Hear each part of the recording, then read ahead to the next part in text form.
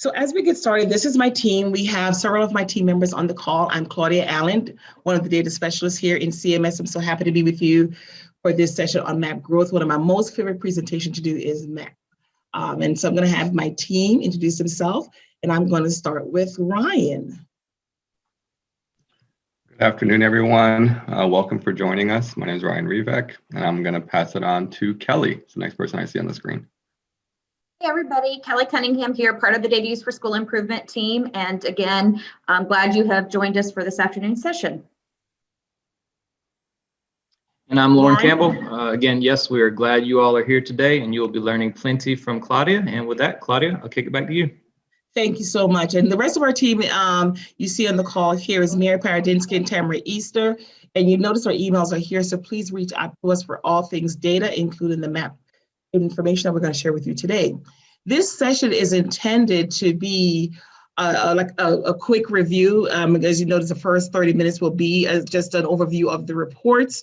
And then the next 30 minutes will be if you have any particular questions, specific questions, whether you came with them or just wanted to have questions around what you heard in today's session, feel free to ask those questions. If you want us to come and do a more in-depth session with you or anyone at your school, your leadership team will be happy to do that.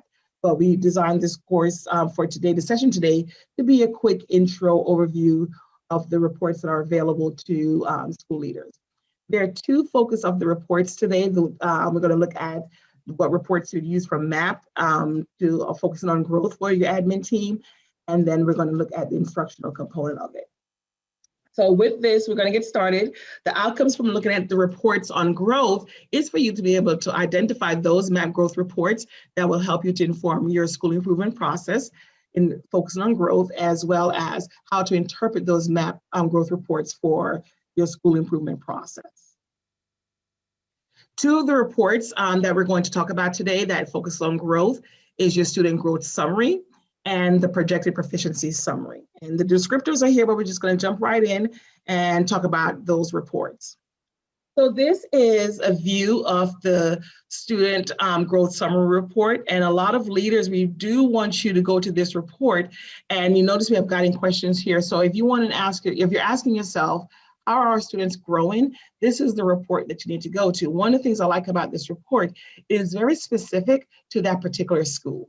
Oftentimes when I talk to leaders, they want to use this report to compare themselves to other schools. One principal might talk to another principal and say, hey, let me see your student growth summary report. And I often say, do not do that, because this one specific report is really tailored to how your school has performed historically in the past to how you're performing currently now. So it's really based around your performance over time and setting your projections and your growth goals around that.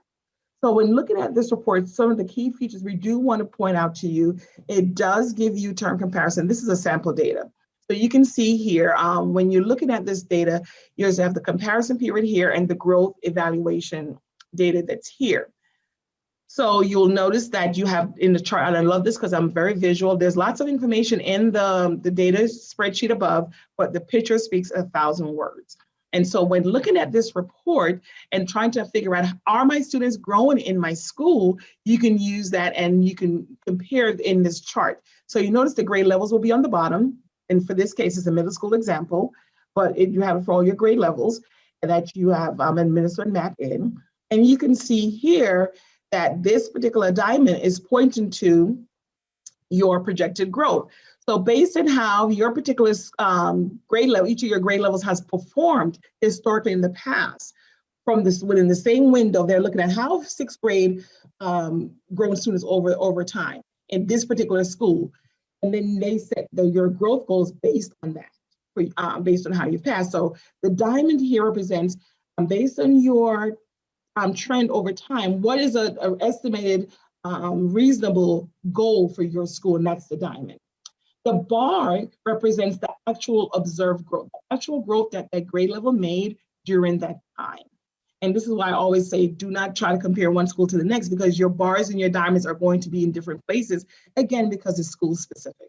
So you're really just trying to compare based on what we've done in the past. This growth goal that's set here is based on your typical sixth grade over the year, typical seventh grade over the years, typical eighth graders over the years, and then the bar represents what did they achieve during this time? So that's very key for you to understand around that information. Schools can use this report. If I just want to highlight, starting right, he says schools can use this data. You could monitor how your current students are growing and compare grade levels to grade levels, as well as, let me go back a little bit, as well as you can use this to compare the growth rate of each grade level. So you can see if my sixth graders, did they meet their goal? Seventh grade, did they meet their goal, or did they did they surpass their goal? Did they underperform based on their goals? And then you can say, I can see that these two grade levels made their goal, but which of these two grade levels is getting more growth? You could also see that based on where this is. And I'm going to also show you the indicators in that chart above that really helps you to understand that.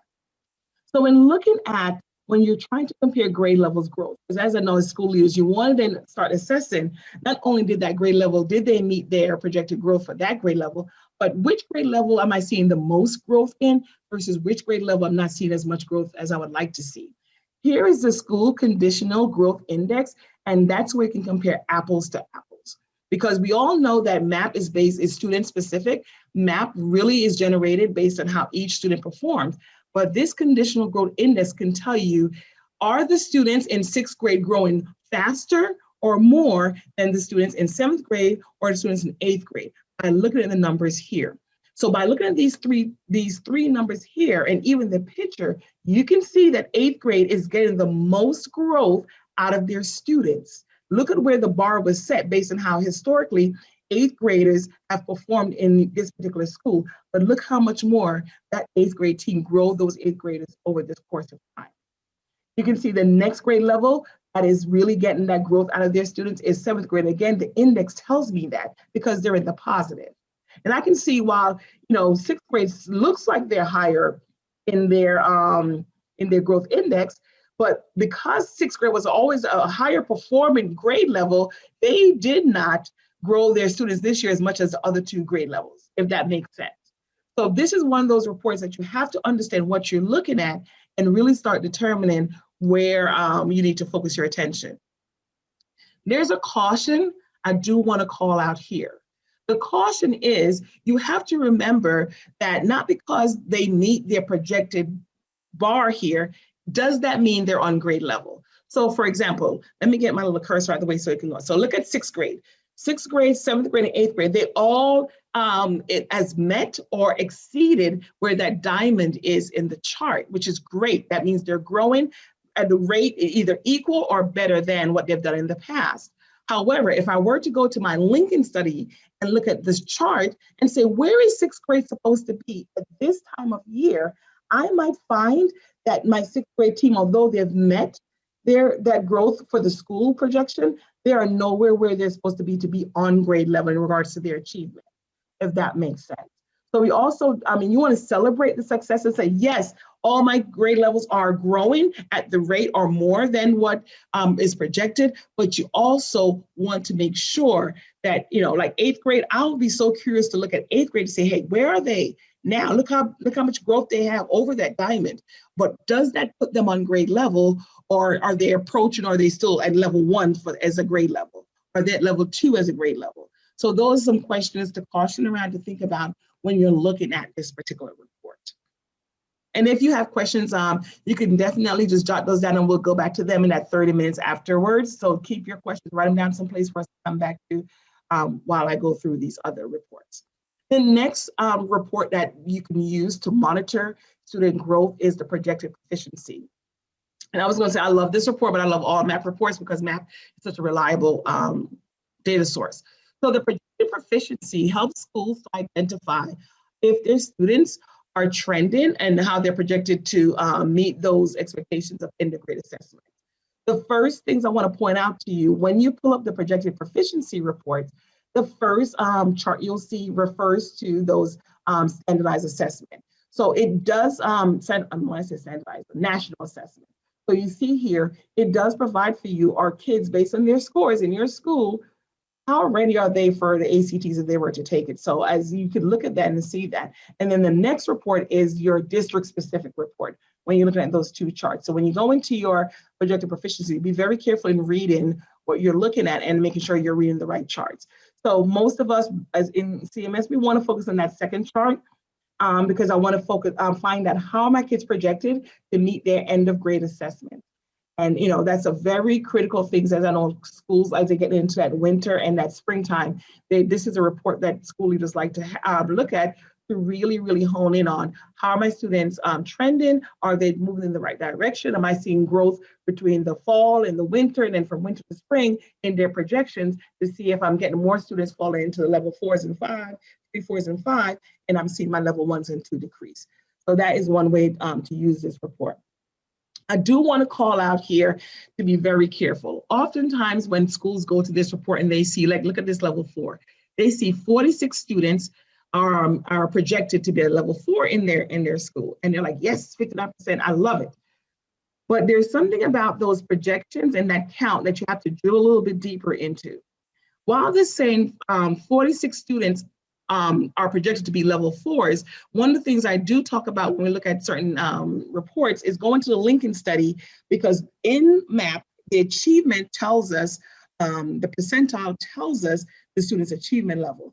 But be very careful in looking at those two numbers in that percentile range. That first number indicates a student is at a 50-50 chance of being in that level 4, that 46 count. And if they're in that higher second range, we're looking at students' data in the percentile, that second number in the percentile range tells me if the students are close to that second number, it tells me that they're in that 75 percentile range of landing in that level. So again, if I'm looking at this level 4, 46 students, I want to drill a little bit deeper into identifying who those 46 students are, because I really want to identify how many of them are bordering on that first percentile number and teetering 50% chance of being a level 4 or 50% chance of being a level 3 or 2. And how many of those 46 kids are really solid level 4s at a 75% chance of landing in that level. So we can't just take this level at face value. We have to dig a little bit deeper, but it's a great indicator at first glance how many kids have the potential of landing in a level 4. And know that there's still that instruction that needs to take place for us to move these kids into a higher level. So that's important to drill a little bit down. But it's a good report to really give you that first glance. Now, when we're looking at focus on instruction, how do I use my MAP reports as a school to then really make those decisions around what instructional decisions do I need to make to improve my students' growth over time? That is the grade report is one report we can look at, and the district summary report is another report that we can look at. Let's dig into the grade report first. So this is what the grade report looks like. And if you've dug into MAP NE, it looks just like the class report. So teachers have class reports, school leaders have the grade reports that they can look at. So you really need to look at the grade report because it really gives you the academic health of the students in that particular content in that grade level. So you really want to focus here on how are your students currently growing, and in what subjects are you seeing, or even what specific topic are you seeing that type of growth that you want to see, and the ones you're not seeing the growth, so you can then drill down into how can I improve my student growth overall, especially when we're talking about as they're moving towards that end of grade assessment. So the grade report will give you that information. So let's drill a little bit deeper into how do I understand and take this apart to make sense. I always want to refresh your memories. You should always have your Lincoln study handy dandy when you're looking at any MAP report, because remember, MAP is set at the 50th percentile, and North Carolina standards are much more rigorous. So we always want to make sure we're looking at and using the Lincoln study to help us interpret what does it mean for us in North Carolina. Because any data point I'm looking at right now is giving me how my kids are doing in my school on a national level. North Carolina is more rigorous. I need that Lincoln study to help me make that crosswalk to really get that numbers. Oftentimes when I hear school leaders say MAP is invalid and MAP is not accurate, it's because you're looking on the value of just the national data. You haven't used the Lincoln study to get that true picture of what it really means for you and your students in North Carolina. So let's understand a little bit more what we want to focus on. You see that there's this number 1 here above that summary chart. Notice I have the Lincoln study propped up right below, because that's a reminder. I need to pull my Lincoln study out to understand what this means. The first place you want to go to is looking at your mean RIT. To get the academic health of your grade level in that particular content, I want to first assess the mean RIT. So I'm going to take that mean RIT, I'm going to have my Lincoln study, And I'm going to go to my Lincoln study based on the grade level. And I'm going to say, this is 7th grade. This is reading. Let me go down to 7th grade reading on my Lincoln study, and I'm going to move. I'm not going to go name my cursor down there, but if I find 222 in my 7th grade on the Lincoln study below, I see that 222 is putting my students right now at a level 4 in reading. So that's one of the first things you want to do. You want to use the spring chart of the Lincoln study, and you want to assess, how is my class performing in reading right now based on this assessment? And my mean will tell me that, great, my kids are right on point. In the middle of the year, they're at level 4. That tells me the teaching that my teachers are doing in my building is sticking to those kids' brain and they're learning. And that's the first thing we want to assess. Where is my students in the grade, in the content in that specific area by looking at that mean in that summary area. The next thing I want to then drill down into is into the specific areas on the bottom where you see that number 2. So once I've assessed the overall content, I want to assess each individual topics or skills is what the topics of goals, what they're called in math. So the goal areas really means a topic. I want to then look at the various goal areas. And as an instructional leader, I want to find out, okay, how are my students in that grade level doing on each of these goal areas?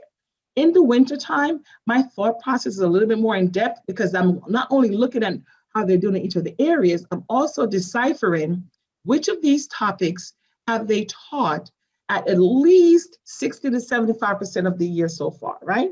We know with literacy, I keep hearing Alan, is cyclical, but by now you know which 2 topics have we focused on. I can tell you, literary text, key ideas, and detail is one that's come up a lot. And so you're honing in on those topics that you definitely know you spent at least 60% of the year teaching already. And then of course you want to look at the other ones. So my next thing, once I look at the topics over here, which is my number 2, my eyes are going to go straight to my number 3 area. And you see that my nice yellow arrow pointing to the mean RIT scores. That bold number is what's going to tell me where that my students are in that grade level for that topic. So if I'm looking at my informational, my first topic in number 2 is informational text, language, craft, and structure. I'll follow that over. I see that in the mean RIT, my students in 7th grade, let's say 7th grade still is at a 223. I'm going to find 223 and I know, yep, they're right at level 4. And I'm going to do this for each topic. I'm just going to take my eyes from the goal all the way to the mean RIT. And I'm going to go to my Lincoln study. Notice I always have my Lincoln study handy dandy to help me make that North Carolina comparison. Because if I went to the mean RIT and that mean RIT placed my students, let's say a 204 for 7th grade. When I look at my Lincoln study, I see a 204 is at level 2. And I know I've been teaching a lot of key ideas and details for literature text, for literary text. I am concerned because at this point of the year, I would like to see my students at least a level 3. If they're at a low level 2, which is what a 204 is, by looking at my Lincoln study, it means the teaching is not sticking. I need to do some intervention, I need to do some reteaching to get the kids up par in the skills that are addressed in literary text, key ideas and details.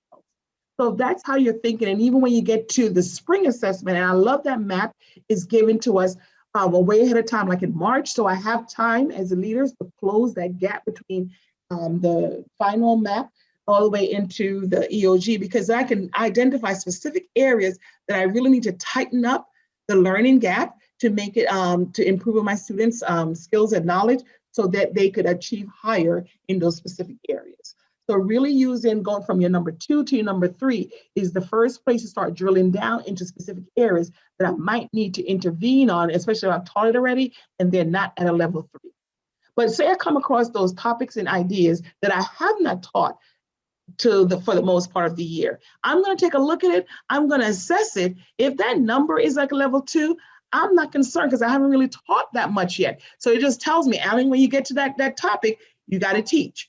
If the students are performing higher, and if I haven't taught it, but they're at a level 4 already, it just tells me the student-based knowledge in that topic area is strong. I don't have to spend that much time there. I can get some time back, doing some intervention or reteaching in places of their need, but they're already strong in this. I can hit it right on grade level and keep pushing through because they're already strong in that area. So my thinking is different based on what I'm looking at and how much of the content I've taught already for that particular grade level. But this is that place where you're going to start thinking about those small groups or individualized instruction and how we're going to start adjusting based on what we've taught, how much we've taught of that content, and where they fall in regards to achievement in their RIT scores on the Lincoln study. So that is looking at that. The next place I want you to take a look. So now I've decided, okay, so literary text, key ideas and details is an area that I need to reteach. So again, notice I changed from 3 to number 4. This is one thing that most school leaders don't really pay attention to. You think of standard deviation, you're thinking about math, because that's what I think about when I see standard deviation. And Ryan, he loves this part of the thing because it's all about math. But really and truly, I'm going to tell you the standard deviation here is not about math in the sense of what it really means and how many kids failed in what and what errors are in the data. This is about how to divide the instructional time. The standard deviation here in math helps teachers and school leaders really know how diverse are the learners for that topic. But the standard deviation tells me if I see single-digit standard deviation like 0 to 9, it tells me that the students' skills and abilities and they're ready to learn at the same place, because it's between 0 and 9, they're hovering in the same capacity in their zone of proximal development.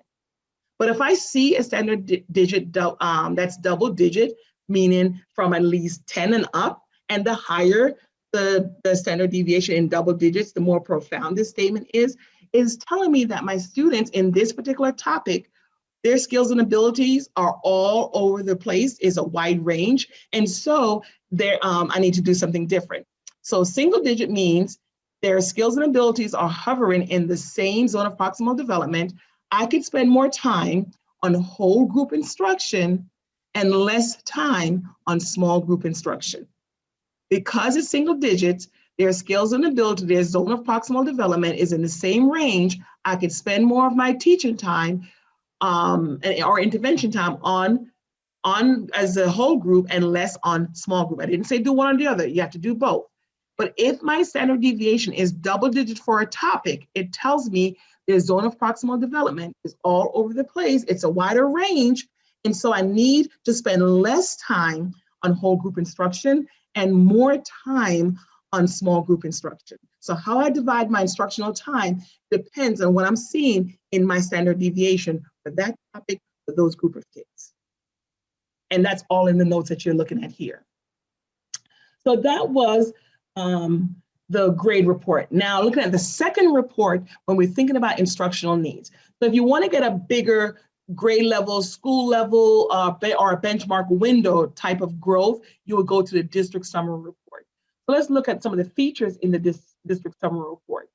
I went backwards, sorry about that. So moving forward, we really want to use this report to answer this question. Where are we getting growth, or where we're not getting growth? In what grade, in what subject, or what topic? Because the grade report is just one grade. But if you're looking holistically from big picture, all my grade levels, and you want to see instructionally what grade levels am I getting growth in, and what topic, then you can come to the district summary report. This district summary report is I'm okay with it because there's so much in here. You really have to be meticulous about how you're looking at the data because there's so much that's in here. But some of the things you want to pay attention to first, I want to make sure I have the right subject. I want to make sure that I'm looking at the right grade. And sorry, my circle is over the grade. So I want to focus on the grade here because all of the grades, all of the subjects will be listed as a laundry list on this report. So I have to be very careful as I'm looking down the report, going down, that I'm looking to make sure I keep checking these things to make sure I'm looking at the right information for the right grade. Then you come across the top, you notice there are different topics. Here where I see my topics are goal as what MAP calls them. So it says goal performance. So if I want to assess, for example, this is 6th grade, this is the last term. Let's pretend this is the most current test will be listed first. Naturally, I'm lying to you.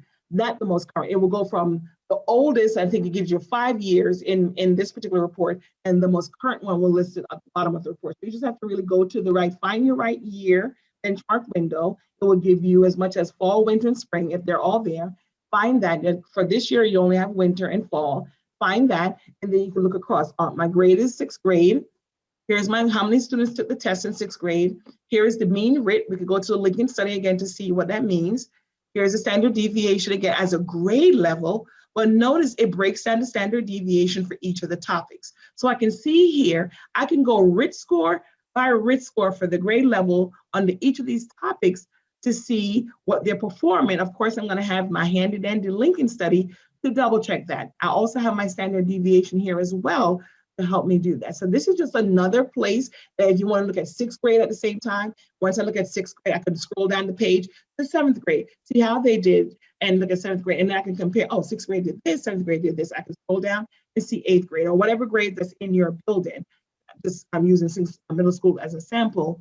You can do that here, and you can see all your grade levels. You can see all the topics, but again, it's a lot. As you notice over here, all the 5 years are listed over here, so you have to be very careful. I would get a highlight if you print this or highlight it on your screen, and there's a PDF.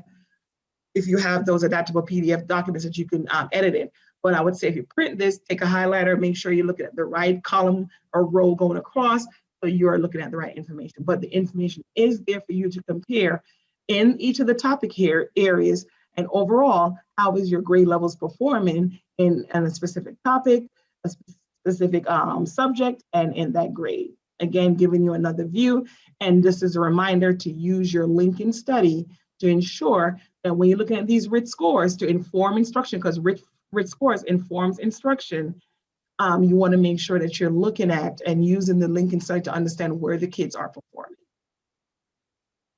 All right, and we're at that place for there to be any questions about anything that you saw or heard here, and or if you have questions in general around anything around any of the reports for leaders.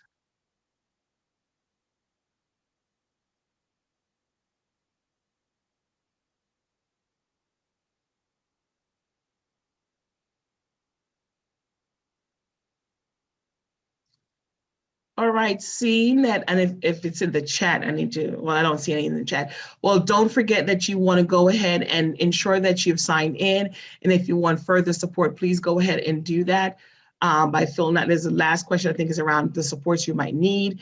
Don't forget that you have the map resources here. What we just shared with you, you do have a copy of the PowerPoint.